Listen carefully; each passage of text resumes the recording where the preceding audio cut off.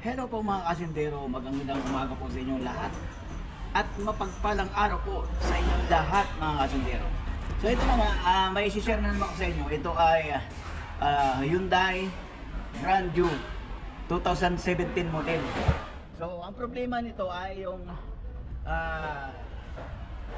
engine oil indicator nakailaw, umiilaw siya kahit naka-umaandar yung makina.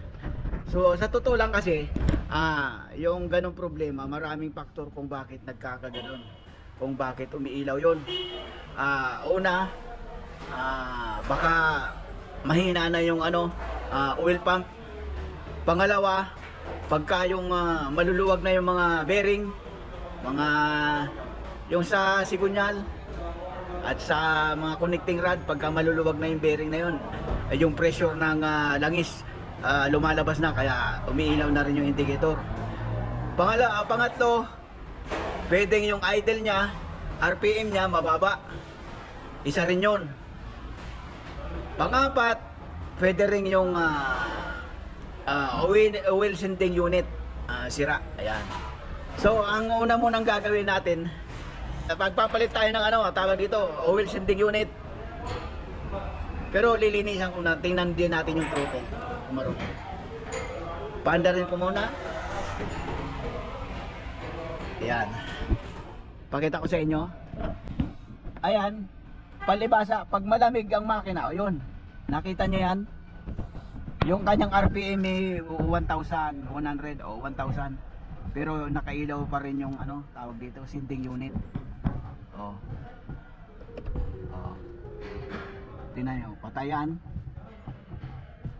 Buksan natin. Yun, nakailaw, di ba?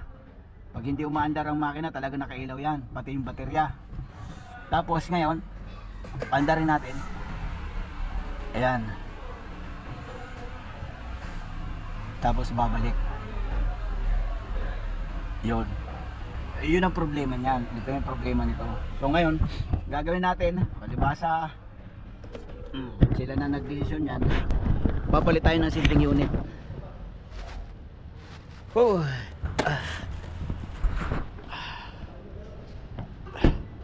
Ano to ang makina nito parang Kadinsa, parang Azira, B-type 6 cylinder.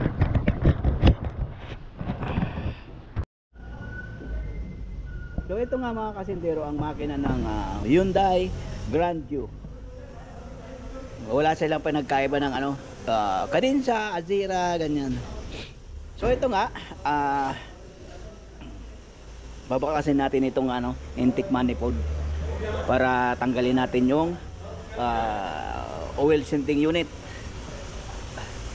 Makikita yan dito kung may singaw pero wala dito sa loob, wala kang makikitang indicator na mayroong leak yung sending unit. Pero sabi ko nga, dahil supervisor ang nagsabi, gagawin natin yan. Papakita ko lang sa inyo kung saan yung oil sending unit, tsaka kung anong mangyayari kung magpalit tayo ng sending unit, kung ganun pa rin ba o masasolve ang problema. Tatanggalin ko muna yung mga kasindero, di na natin bibidyohan dahil marami na tayong video nito na ganitong makina, para di na mahaba ang video. Tatanggalin ko muna yan, pagkatapos palit tayo ng sending unit.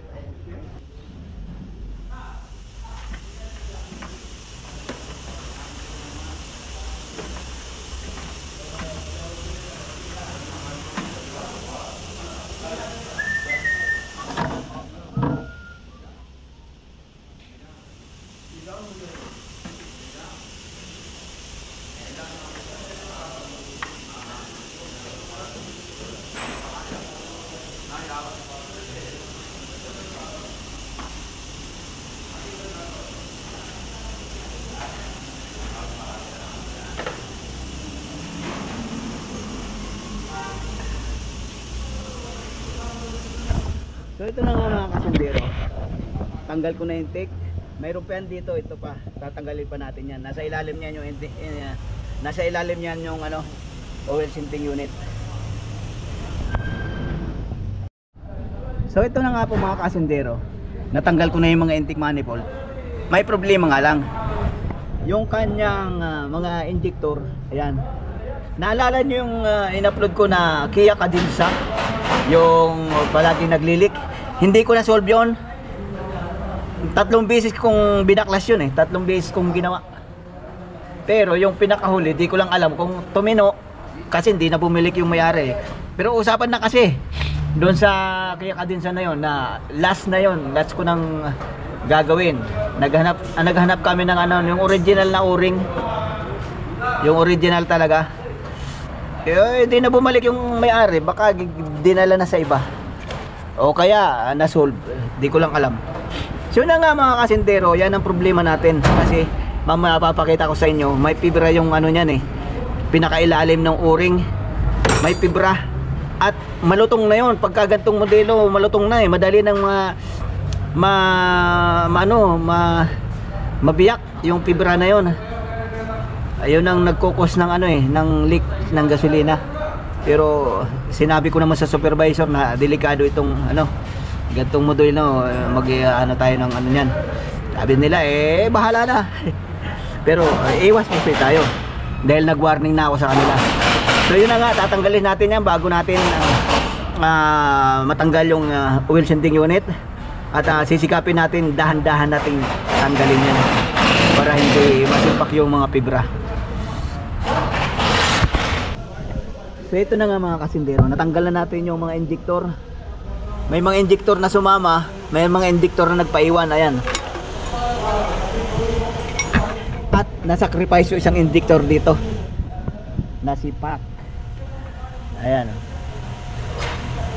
Sipak na naman yung fibra. At ganito ang tekniko. Ginawa ko sa yabi ko, tinan nyo. Dito muna padadaanan yan. Sa dulo. Tapos pag ganyan. Oh.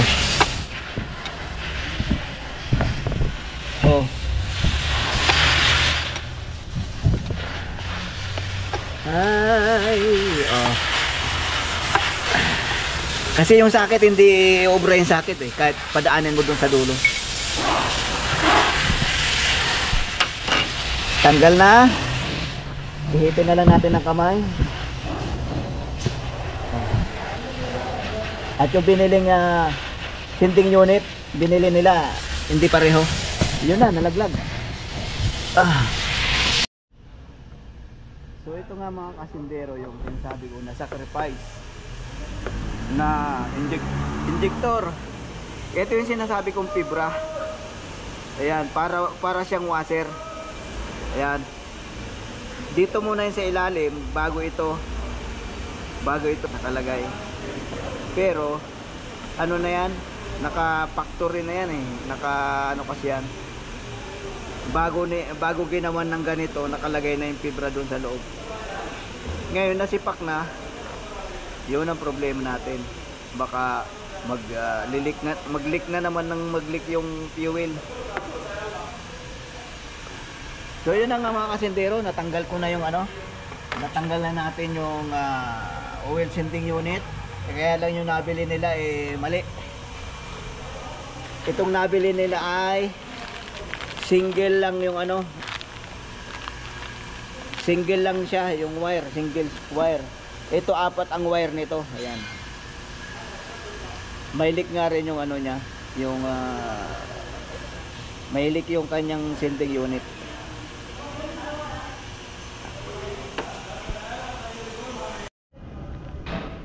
Hello po mga kasendero, welcome back sa ating channel.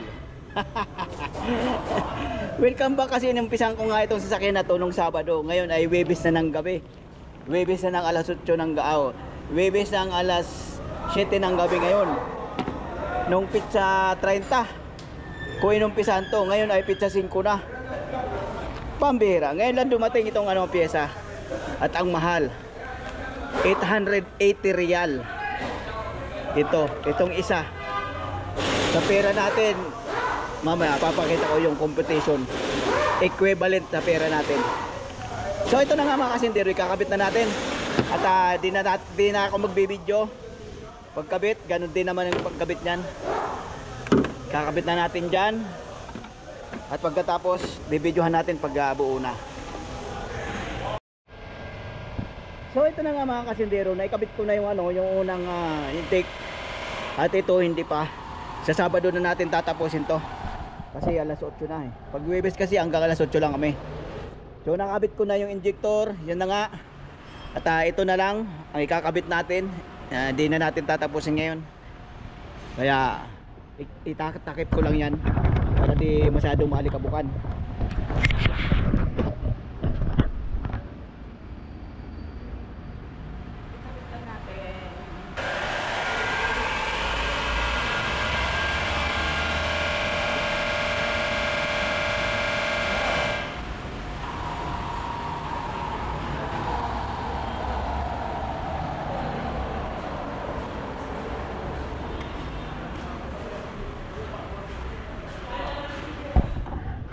So ganyan na lang muna yung mga kasindero. Babalikan na lang natin yan. At gabi na, magsasara na kami. Hello po mga kasindero, magandang araw po sa inyong muli. At araw na nga ngayon ng Sabado. At babalikan na natin itong ating ginagawa na Hyundai Grandview. So nakabit ko na nga itong intake manifold. Nakabit ko na yan. Ito na lang ay kakabit natin. Ito na lang na air cleaner. Ito na lang ikakabit natin. Pagkatapos papaandar na natin. Makikita na natin kung effective ba. Kung ayos ba yung ating ginawa na pagpalit ng oil pressure sensor.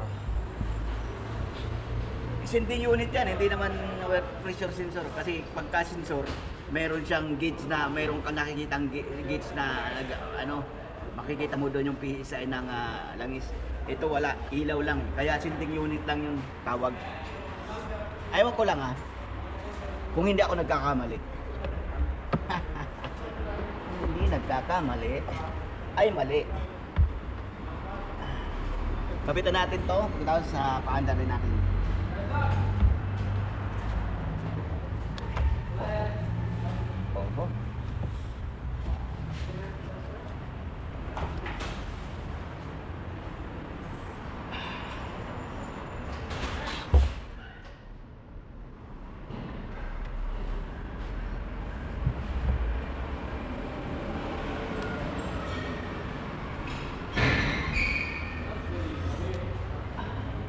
Oh. Maya na natin tornilyohan.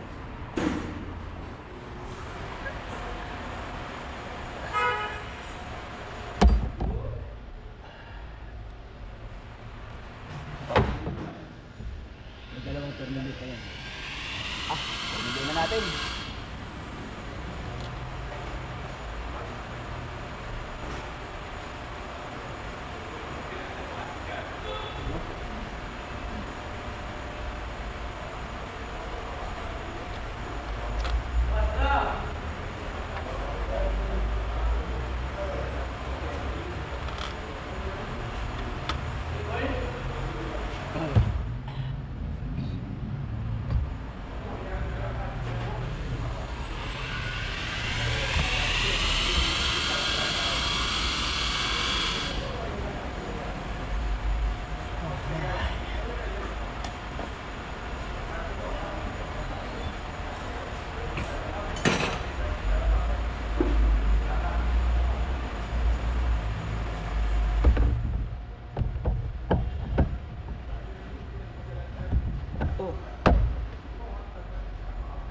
So ito na nga mga kasindero, kompleto na natin, paandaran na natin at nang magkaalaman. Hello! Si manager. Hello,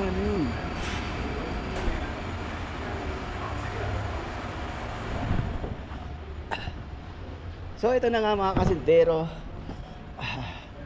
paandarin na natin. Atin ang maaalaman kung tagumpay nagpalit tayo ng sinting unit at mawawala na yung kanyang oil indicator, oil light indicator. Tama, ano pa ba? Ayun, paandarin natin.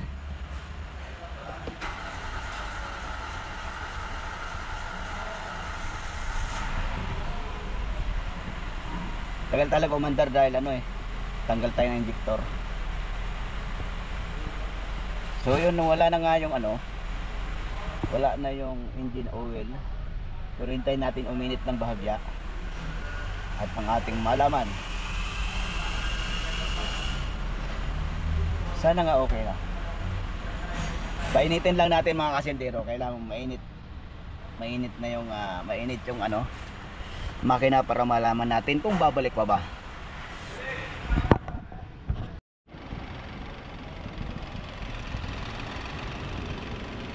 So ito na nga mga kasentero, umaandar na at medyo maingay lang ng konti ang makina. At so ito na nga mga kasentero, mainit na ang makina at yung kanyang RPM ay ayos. O yun, bumaba na yung so ibig sabihin, at hindi na lumabas yung oil indicator, ibig sabihin yan, ayos na yan. So yung oil sending unit nga lang ang sira. O tingnan nyo, dati yung RPM nya 1000 pero kumilaw pa rin yung umilaw pa rin yung lights indicator. Ngayon nasa 800 yung kanyang RPM.